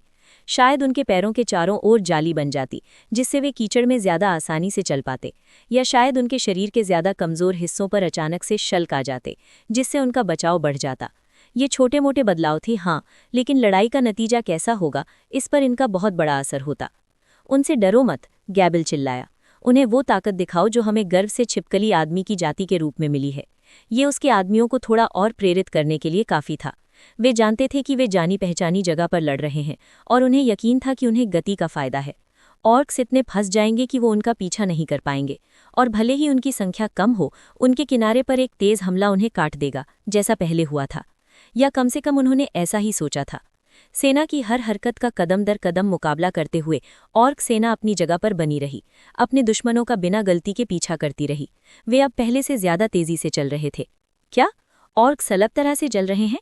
लेकिन जब तक गैबिल ने ध्यान दिया तब तक बहुत देर हो चुकी थी।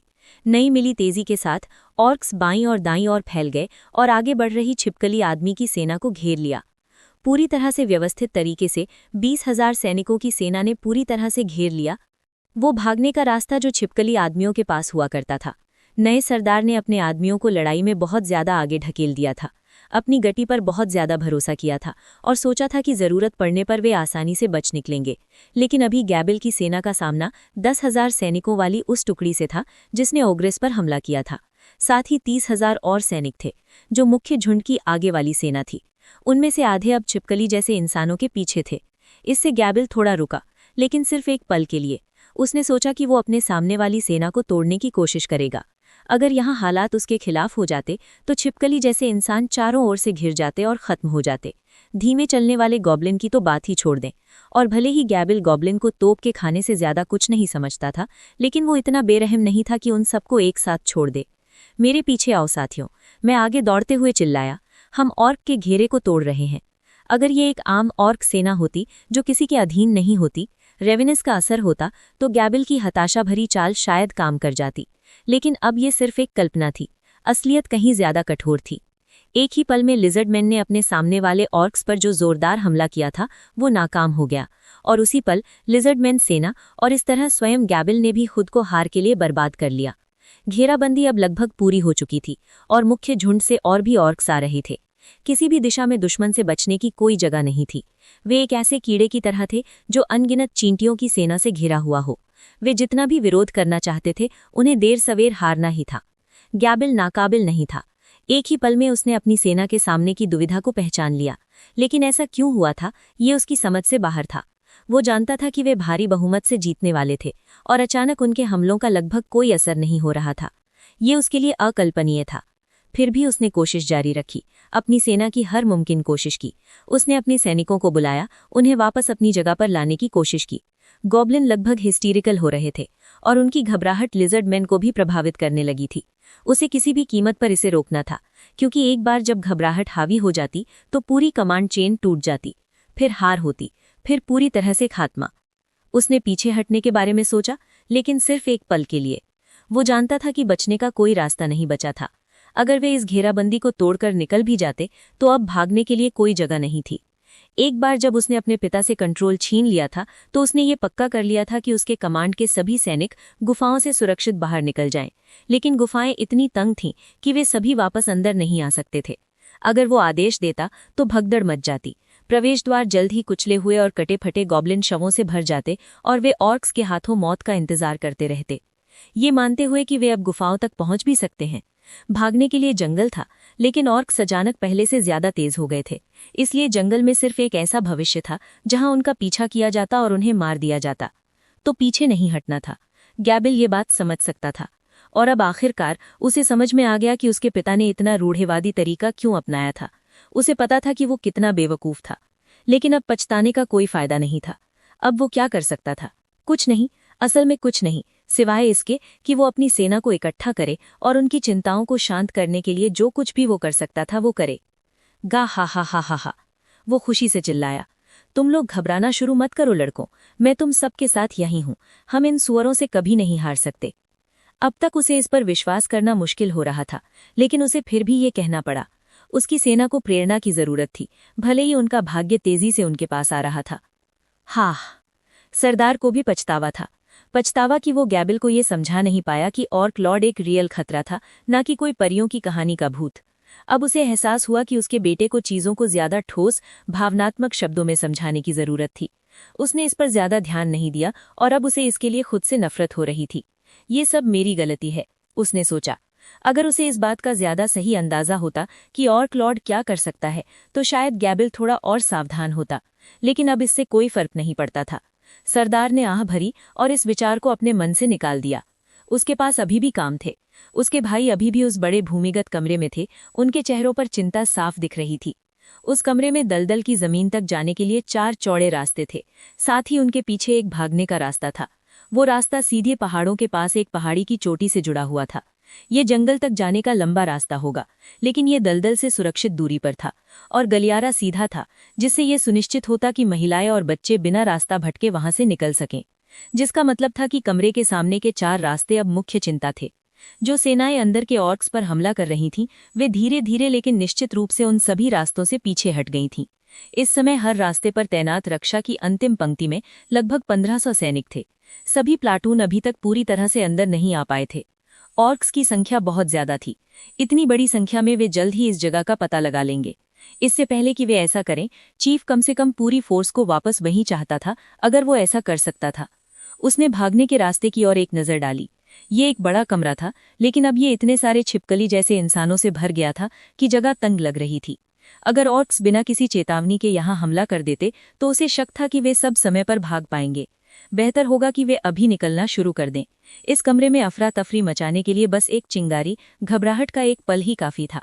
लेकिन अगर वे सब जंगल में पहुंच गए तो क्या ऑर्क्स उन्हें ढूंढकर मार डालेंगे? ये मुमकिन लग रहा था, और ऑर्क्स के बिना भी जंगल सबके लिए एक अनिश्चित भविष्य पेश कर रहा था। अभी के लिए वे और ज्यादा समय चाहिए था, मदद आने का इंतजार करने के लिए। भले ही चीफ को नहीं पता था कि वे आएंगे या नहीं, लेकिन चीफ ज्यादा देर तक इस सपने का आनंद नहीं ले पाया। एक गलियारे से लड़ाई की आवाजें गूंजने लगी, साथ ही पसीने और मेटल के साथ खून की गंध भी आ रही थी। वे आ गए हैं। पूरे कमरे में बेचैनी फैल गई। चीफ तुरंत हरकत में आया, महिलाओं और बच्चों को कमरे के पीछे ले गया और जो लड़ सकते थे उन्हें आगे खड़ा कर दिया। कहीं ऐसा ना हो कि ऑर्क्स ने नाकाबंदी तोड़ दी हो। लड़ाकों ने उनके आगे एक चाप बनाया और अपनी भाले बहुत पहले ही तैयार कर ली थी। जैसा उन्होंने सोचा था, सामने के चारों गलियारों को पूरी तरह से ब्लॉक कर देना चाहिए था। छिपकली जैसे इंसानों को निर्देश दिया गया था कि जैसे ही ऑर्क दिखे उन्हें मार गिराए, चाहे वे कितने भी कमजोर क्यों ना हो, उन्हें कोई मौका न दे। गलियारे इतने सकरे थे कि एक बार में सिर्फ कुछ ही ऑर्क लड़ सकते थे, जो एक अच्छी बात थी। आमने सामने की लड़ाई में एक छिपकली जैसा इंसान किसी भी ऑर्क सैनिक को आसानी से खत्म कर सकता था, और इस बनावट से सरदार ने सोचा उन्हें कम से कम कुछ फायदे तो मिल ही रहे थे। शुरुआत में चीजें वैसी ही हुई जैसा सरदार ने सोचा था। ऑर्क सामान्य से ज्यादा मजबूत थे, ये सच था, लेकिन छिपकली जैसे इंसान उन्हें अच्छी तरह से संभाल रहे थे। चारों गलियारों में तैनात सेनाएं भीड़ को रोकने में लगी हुई थीं। वे आगे की लाइनों पर बारी बारी से लड़ रहे थे, ये पक्का कर रहे थे कि वे अपने काम में सावधानी बरतें, लेकिन वे भी हमेशा के लिए टिक नहीं सकते थे। लाशें दरवाजों के पास जमा हो रही थीं, लेकिन ऑर्क बस उन्हें खाकर आगे बढ़ते जा रहे थे। ये इतना भयानक नज़ारा था कि सबसे बहादुर छिपकली जैसे इंसान भी उस डर को नकार नहीं पाए जो उनके दिलों में पैदा होने लगा था। फिर निर्णायक क्षण आया। एक पीली आभा ने ऑर्क को घेर लिया। ये क्या? सरदार ने सोचा। तभी एक और बड़ा बुरा सपना उस पर हमला कर दिया। ऑर्क ताकत में छिपकली जैसे इंसानों से एक लेवल नीचे हुआ करते थे। अब ये परेशान करने वाली बात थी कि वे बराबर हो गए थे। अंतर बहुत ज्यादा नहीं था, लेकिन ये पहले के संतुलन को खत्म करने के लिए काफी था। तेजी से और कुशलता से इसने छिपकली जैसे इंसानों को अब तक मिले सभी फायदों को खत्म कर दिया। लड़ाई को देखते हुए सरदार को एहसास हुआ कि अगर वे इस तरह से दिन भर टिक पाए तो ये उनकी किस्मत होगी। अगर मदद आई भी तो 3 दिन बाद आएगी। ये नामुमकिन था और पहले से ही वे डिफेंस लाइनों पर अच्छी छिपकली जैसे इंसानों को खो रहे थे। उन्हें औरतों और बच्चों को बाहर निकालना था। ये वहां अपनी मौत का इंतजार करने से बेहतर था। मेरी बात सुनो, मुझे तुम सबसे एक एहसान मांगना होगा। ये एक मुश्किल काम है, लेकिन इसे करना ही होगा, नहीं तो हमारे लोगों का इतिहास आज ही इसी दिन खत्म हो जाएगा। हमें जिंदा रहना है और मैं तुम्हें ऐसा करने के लिए समय दूंगा। भागने का कोई मतलब नहीं था, ये बस उस दुख को बढ़ाता जो वे सब अपनी आखिरी मौत से पहले महसूस करते। वो जानता था, लेकिन फिर भी एक आखिरी सपना था जिसकी वो उम्मीद कर सकता था। तुम्हें अभी यहाँ से निकलना होगा और रिमुरु नाम के राक्षस पर भरोसा करना होगा। अब जाओ, तुम सब जाओ। हे, रास्ता बंद है मेरे दोस्त। ऑर्क्स का एक ग्रुप भागने के रास्ते से बाहर निकला और चीफ की आखिरी उम्मीद को पूरी तरह से कुचल दिया। वे ऑर्क नाइट थे जो पूरे प्लेट आर्मर पहने हुए थे, और जैसे ही वे रोशनी में आए 4 बाहरी गलियारों में से एक से चीखें आने लगी। दर्द की चीखों के पीछे एक भयानक दिखने वाला ऑर्क दिखाई दिया, जिसका शरीर जेट ब्लैक आर्मर से ढका हुआ था, जो सिर से पैर तक खून से सना हुआ था। ये सबसे अजीब ऑर्क एक अजीब नज़ारा था। उसकी आंखों में पागलपन की आग जल रही थी। क्या वो ऑर्क लॉर्ड है? चीफ उस आकृति को देखकर हैरान रह गया, जो ऑर्क नाइट से भी बड़ी थी। लेकिन अगर कुछ था तो सच्चाई और भी बुरी थी। तुम सब हमारे शक्तिशाली ऑर्क लॉर्ड को भेंट के रूप में दिए जाओगे, काले रंग के ऑर्क ने कहा। हम तुम में से किसी एक को भी भागने नहीं देंगे। अब चीफ जानता था कि वो कौन है। वो ऑर्क लॉर्ड की नहीं था, बस उसके नौकरों में से एक था, और फिर भी उसके पास इतनी शक्ति थी। वो एक ऑर्क जनरल था और अब वो यहाँ है। उसके हाथ में एक भारी लंबे हैंडल वाला हेलबर्ट था। उसे देखकर ही निराशा के एक असीम नरक का ख्याल आता था। बस यही है, चीफ ने सोचा। उसका दिल टूट गया। लेकिन मैं इतनी आसानी से हार नहीं मानूंगा। हा, तुम मेरे लिए योग्य दुश्मन होगे ऑर्क जनरल। मैं खुशी से चुनौती स्वीकार करता हूँ। चीफ जानता था कि ये उसके लिए अंत है। उसने शांति से अपना भाला तैयार किया और जनरल की ओर बढ़ा। वो लिजर्डमैन का आखिरी चीफ होगा जिसने उन्हें उनके अंतिम भाग्य तक पहुंचाया, और वो ऐसा गर्व से करना चाहता था। लिजर्डमैन की चीफ गार्ड जंगल से भाग रही थी। आदेश अभी भी उसके दिमाग में ताज़ा थे, हालांकि उसकी सही मंजिल साफ नहीं थी। जितना हो सका उसने अपनी इंद्रियों को तेज किया। सोई नाम के दूत की आभा का कोई निशान ढूंढने की कोशिश की, लेकिन उसे कुछ नहीं मिला। इसलिए उसने अपनी सहज बुद्धि पर भरोसा करके दौड़ना शुरू कर दिया। छिपकली जीव दलदल में फुर्तीले थे, लेकिन सूखी जमीन पर उतने नहीं। उसकी सांसें तेज चल रही थीं। उसका दिल ऐसा लग रहा था जैसे फट जाएगा, और उसे हर पल ज्यादा थकान महसूस हो रही थी। लेकिन उसने दौड़ना कभी नहीं छोड़ा। उस राक्षस के प्रति उसका कम से कम एक फर्ज था, जिसने उन्हें गठबंधन का प्रस्ताव दिया था, और वो उसे पूरा करना चाहती थी। उसे दौड़ते हुए लगभग 3 घंटे हो गए थे। जब से वो अपने बंधनों से छूटी थी, तब से वो लगातार दौड़ रही थी, और हालांकि उसका दिमाग अभी भी मजबूत था, एक पल की लापरवाही से वो वहीं गिर सकती थी। वो सच्चाई अच्छी तरह जानती थी। इस बात की कोई गारंटी नहीं थी कि राक्षस सोई यहाँ से कहीं आगे होगा।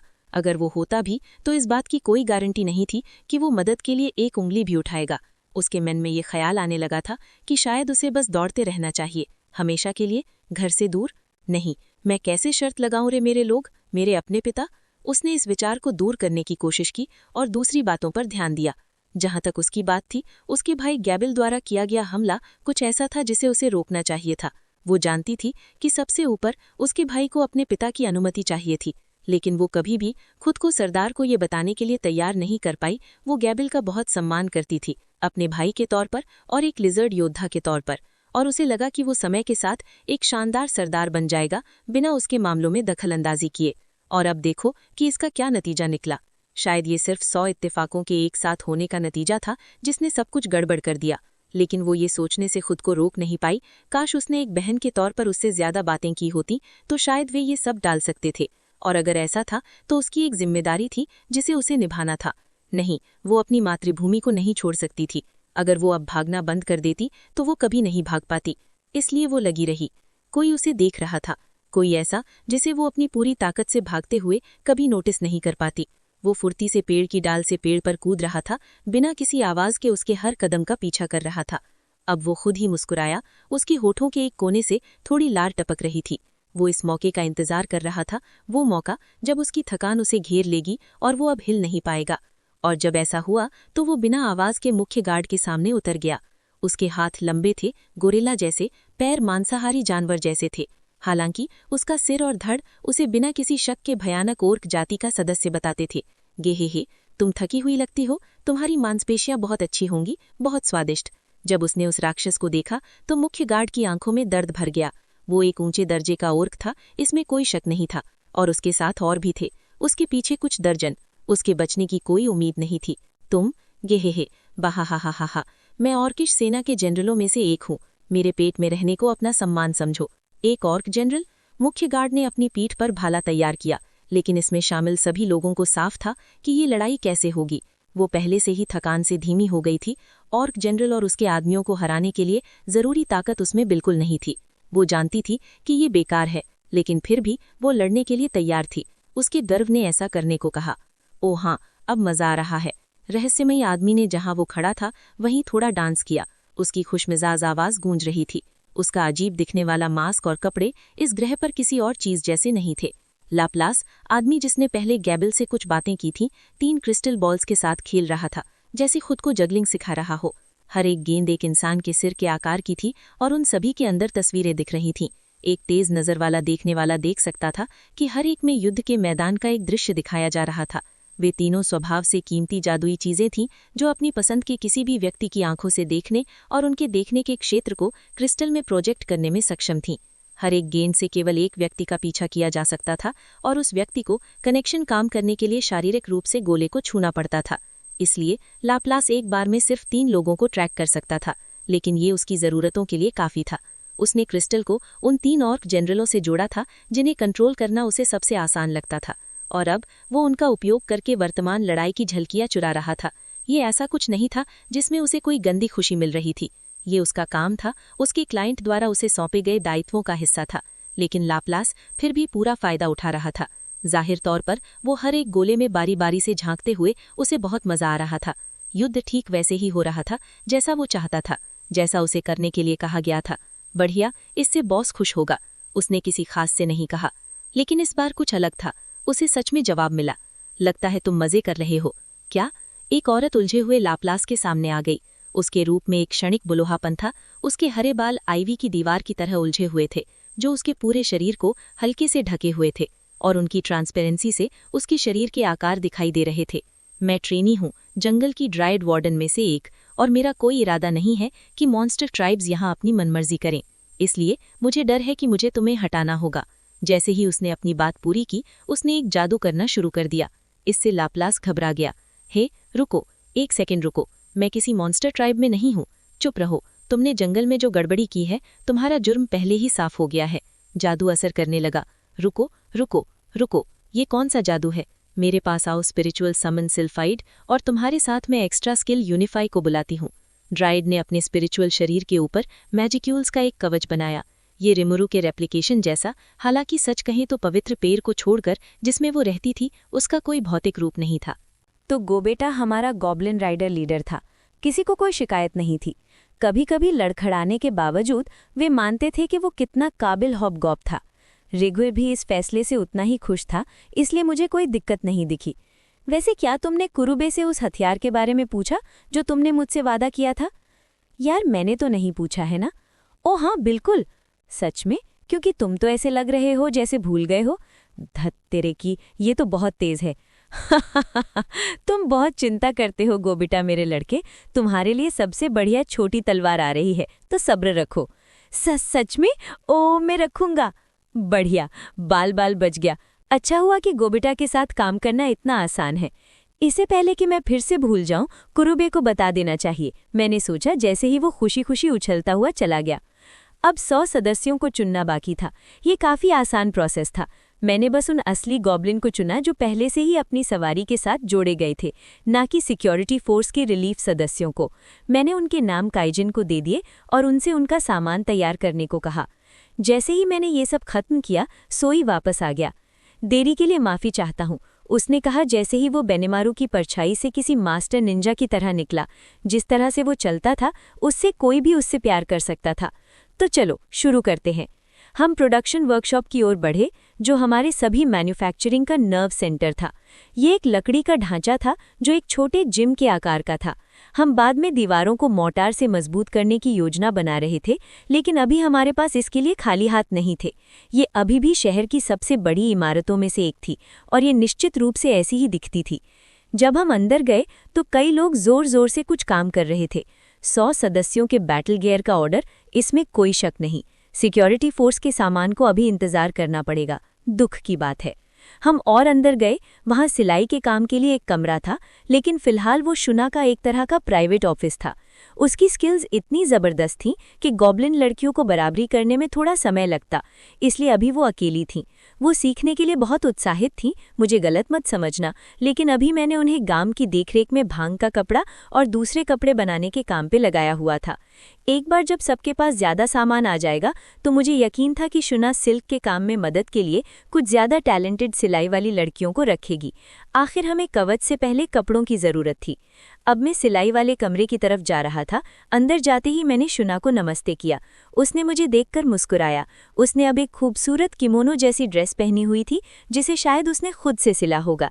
ये किसी पुजारिन के लिए बनी लग रही थी, लेकिन इसे इस तरह से डिज़ाइन किया गया था कि इसमें आसानी से घूमा जा सके। ऊपर का हिस्सा बिल्कुल सफ़ेद रंग का था, लेकिन स्कर्ट वाला हिस्सा हल्के गुलाबी रंग का था, जैसे शुना के खुद के बाल, और ये एक प्यारी सी तस्वीर लग रही थी। एक नज़र में ही कोई भी देख सकता था कि उसके हाथों में किस तरह की टेक्निक्स थी। मुझे उससे बहुत अच्छी चीज़ों की उम्मीद थी। शुना ने कई कपड़े निकाले और उन्हें अपनी काम की मेज़ पर लाइन से लगा दिया।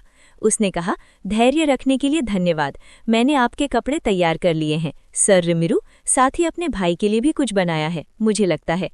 तुम्हें लगता है? इस पर बेनीमारू हंस पड़ा। हो, क्या तुम उसे दोष दे सकते हो? हाकुरो ने आगे कहा, आपका सिल्क का कपड़ा इतना शानदार है कि उसका एक टुकड़ा भी मिलना बहुत सम्मान की बात है। क्या मेरे लिए भी कोई कपड़ा है शायद? सोई को इस बातचीत में बिल्कुल भी दिलचस्पी नहीं थी। शियोन शायद वो थी जिसे इसमें सबसे ज़्यादा इमोशनल दिलचस्पी थी। वो दूसरों से थोड़ी ज़्यादा अक्कड़ थी, लेकिन फिर भी वो एक औरत थी। ये लीजिए, शुना ने कहा दूसरों को पूरी तरह से नज़रअंदाज करते हुए। उसने मुझे कुछ कपड़े दिए। इसके बाद उसने बाकी सबको कपड़े बांटे, जो कि उसी तरह की बात थी जो वो करती। एक बार जब हम सभी को अपने अपने तोहफे मिल गए तो उसने मुझे एक छोटे चेंजिंग रूम में ले गई। उसने मुझे 2 कपड़े दिए, साथ ही गाम का बनाया हुआ कवच का एक सेट भी दिया। उसने समझाया, ये उसने मुझे दिया था और मैंने ये पक्का किया कि कपड़े उसके नीचे पहनने में आरामदायक हैं। मुझे गाम कहीं नहीं दिखा, मुझे उसे बाद में थैंक यू बोलना पड़ेगा।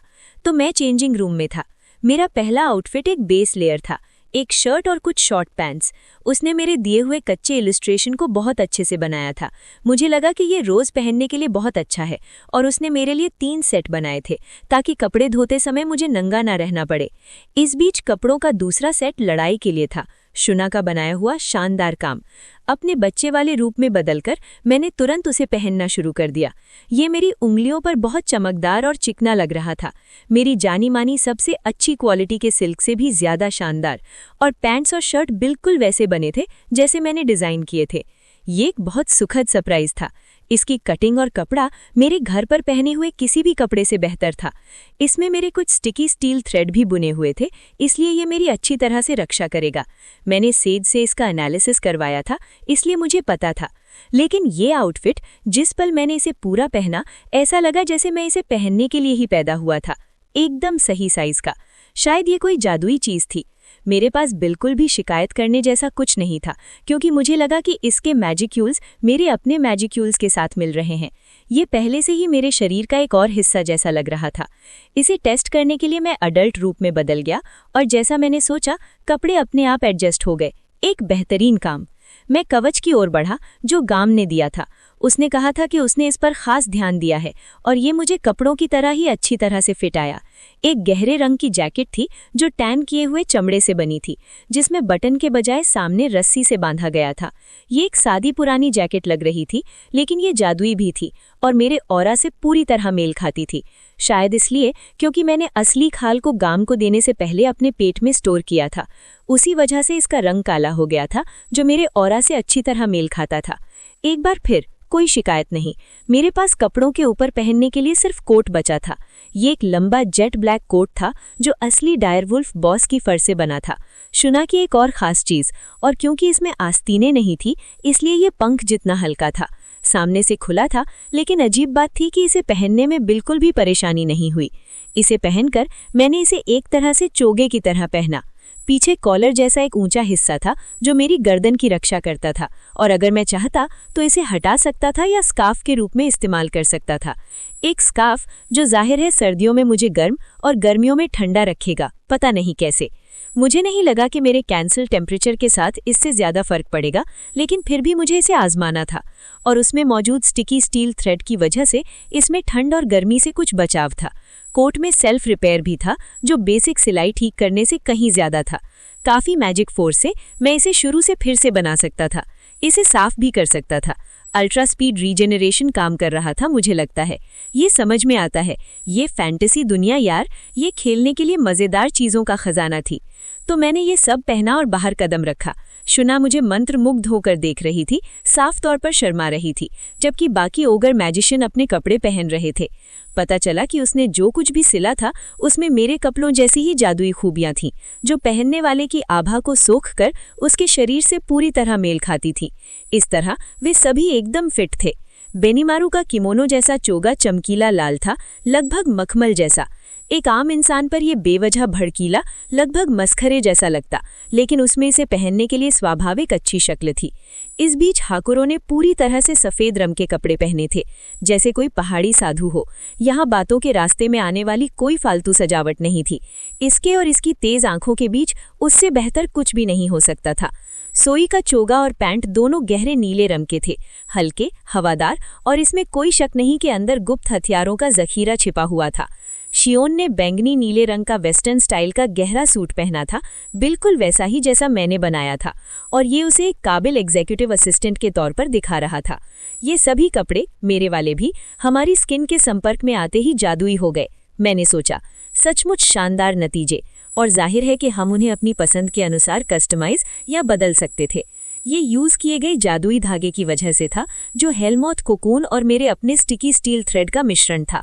उनके मैजिक्यूल्स को आज़ादी से रीमिक्स और एडजस्ट किया जा सकता था, ठीक वैसे ही जैसे मैजिस्टील के हथियार पहनने वाले की ज़रूरतों को पूरा करने के लिए बदलते थे।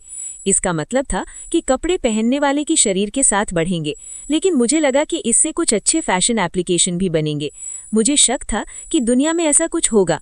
मुझे नहीं पता था कि इंसान अपनी रोजमर्रा की जिंदगी में किस तरह की जादुई चीजें इस्तेमाल करते हैं, लेकिन मुझे मानना पड़ा कि शुना अपने क्षेत्र में सबसे अच्छी थी। ऐसे कपड़े बुनना जो जादुई रूप से लोगों के शरीर पर मिल जाए, वो उनके राज्यों में दुकानों से खरीदे गए कपड़ों से कहीं बेहतर था। मैंने सोचा कि खुले बाजार में मेरे कपड़े कितने में बिकेंगे। ओह, ये भी तुम्हारे लिए है, शुना ने कहा, और मुझे चमड़े और रेजिन के बने जूते दिए।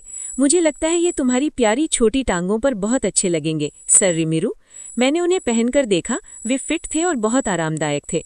ओह, ये अच्छे हैं, ये डॉल्ड ने मेरे लिए बनाए हैं, उसने मुस्कुराते हुए कहा। जाहिर है कि वो और गाम दोनों इस बात को लेकर बहुत नर्वस थे कि मैं इन्हें सीधे देने पर कैसा रिएक्ट करूंगा। तो फिर उन्हें शुना से पूछने में शर्म क्यों नहीं आई? शायद वो बस उससे बात करने का बहाना ढूंढ रहे थे। उसके पास सबके लिए जोड़े थे, मेरे, सोई और शियोन के लिए जूते, बेनीमारू और हाकुरो के लिए सैंडल भी बहुत बढ़िया क्वालिटी के थे। मुझे इस बात का पूरा यकीन था क्योंकि मेरे रोजाना के सैंडल बहुत आरामदायक थे। तो हमारे पास हमारे नए कपड़े थे। एक तरह से हमने इस प्रोसेस में खुद को रीनवा बना लिया था। हम लगभग खुशी की हालत में वर्कशॉप से निकले, शुना की प्यारी मुस्कान के साथ। अगला नंबर कुरुबे की भट्टी का था। मैंने हाल ही में अपने लोहार को नहीं देखा था क्योंकि वो क्रिएटिव प्रोसेस में व्यस्त था। वो मेरे पहले दिए गए डिप्लॉयमेंट स्पीच में भी नहीं आया था। मुझे पता था कि वो ठीक है, वो इस तरह का इंसान था जो भी काम करता था उसमें पूरी तरह डूब जाता था। मैंने उससे हथियार बनाने को भी अपनी टॉप प्रायोरिटी बनाने को कहा था और जाहिर है उसने ऐसा ही किया था। वो अपना लगभग सारा जागता हुआ समय इसी में लगा रहा था। काइजिन ने मुझे ये हमारी कॉन्फ्रेंस से पहले बता दिया था। जब हम पहुंचे तो फौज का दरवाज़ा खुला था। इसमें काइजिन की वर्कशॉप से लाए गए औजार पूरी तरह से मौजूद थे।